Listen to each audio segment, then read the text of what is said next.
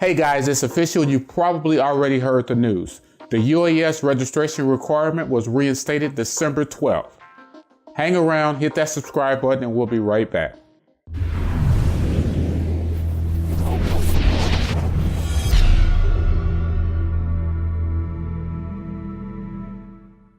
Welcome back, Art here, Off the Dome Media Group. This is just going to be a quick update to a previous video about the National Defense Authorization Act of 2018 and how it affects UAS or drone registration. Now, if you don't know what the National Defense Authorization Act is, it's a United States federal law specifying the budget and the expenditures of the U.S. Department of Defense. Every year, a new budget is proposed, submitted, and ultimately signed into law. Now, I'm not going to go into details in this one, but what I will do is put a card up here somewhere linking to the last video with more information about the act and a link to it. The bottom line is this: on December 12th, the National Defense Authorization Act for the fiscal year of 2018 became law.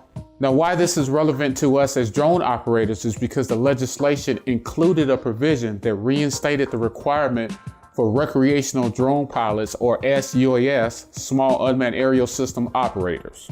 Okay, I can hear you asking the question that I asked myself immediately when I read about this. How can the FAA do this?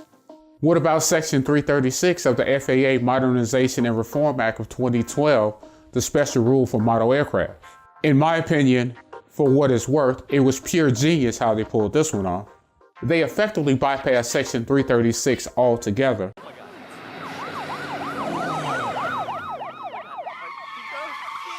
By making drone registration a part of national defense.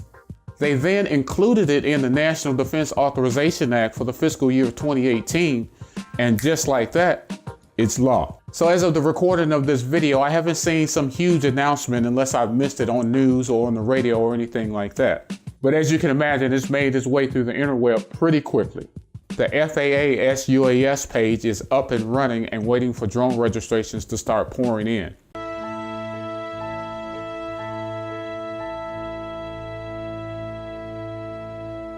Will there be changes? That remains to be seen. So if you got a drone for Christmas or bought one for someone for Christmas, make sure you get it registered before you put it in the air. The link to the FAA site is below. Well, that's it for me on this one. Let me know what you think in the comments section below.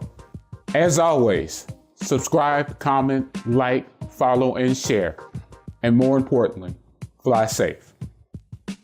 Peace.